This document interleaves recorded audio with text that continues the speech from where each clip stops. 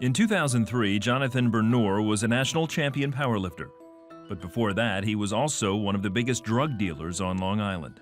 Money, power, respect is what motivated me to sell drugs. That whole street mentality. Jonathan's parents divorced when he was young, which left a gaping hole in his heart.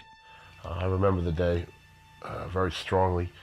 My mom and dad had been arguing, and my dad had left the house, and I was in the utility room with my dog, and I was just crying and weeping. He didn't come back.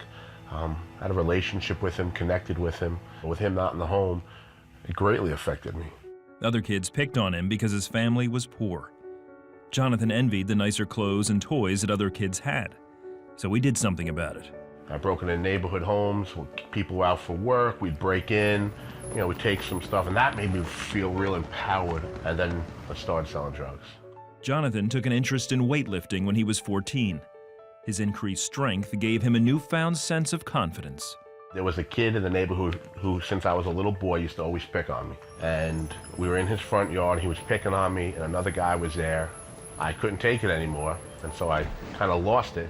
I went after him and threw him to the ground. That's when things started to change as far as me getting picked on. He also continued to deal drugs. He dropped out of high school his senior year and became one of the top drug dealers on Long Island, with suppliers all over the country. I sold marijuana, cocaine, ecstasy, steroids. We had a big burglary ring with the drug dealing. I felt like a man. I felt like I had power and respect. During this time, Jonathan's mother became a Christian. She talked to her son about Jesus, but nothing she said or did could sway him. She'd bring us to church, and she continually is pointing us to Jesus Christ. But at that point in my life, I had no desire to turn to Christ. I knew where to turn. I refused to turn. While still in his teens, Jonathan was arrested for dealing. He wasn't sorry for his actions, but he was sorry for disappointing his mother. My uncle, who was a police officer, ended up being at the precinct. He brought me home. My mom was just weeping, and I felt remorse for her. For maybe a couple of weeks, I was going to clean up my act, and it just didn't last. Jonathan was put on probation, but instead of giving up his dealing, he made a vow to never get caught again. He knew what he was doing was wrong, but says he couldn't stop. There were times I get this burst of, man, if I die right now, I'm going to hell. I mean, I am completely rebelling against God, not just in my drug deal, but in my life. I'm a sinner. But it just, at that point, it was not enough to make me bend the knee. Meanwhile, Jonathan continued powerlifting, which became his passion. He entered competitions and studied those at the very top of their game.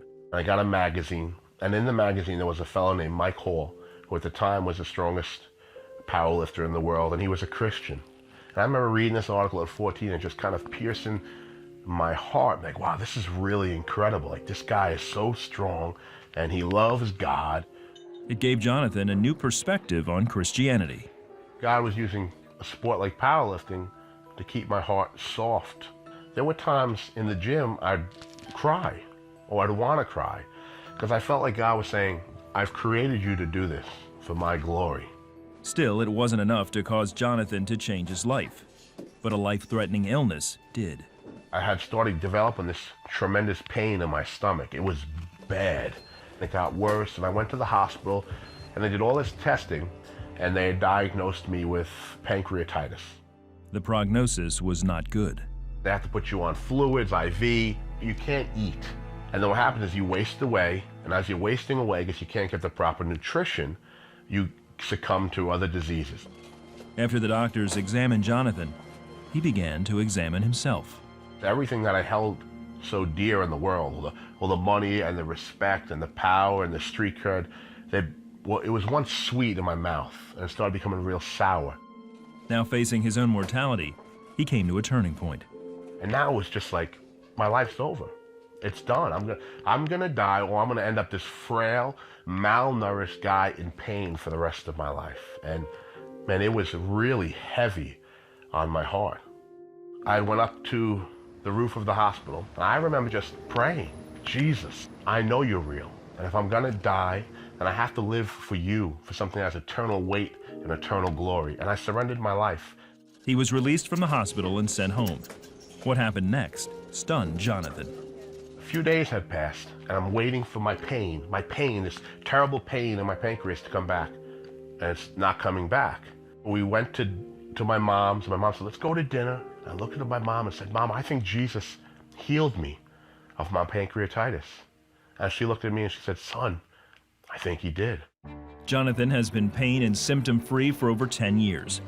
He later married Nikki, and they now live in Tampa with their son Josiah. Jonathan still lifts competitively and uses his platform to talk to young people about Christ. I was bad to the bone, and yet God brought a healing to my body, and more importantly, I felt my heart was healed. I'd been given a new heart with new desires. Who would have thought it? God thought it. God knew it. God planned it, and that's what excites me.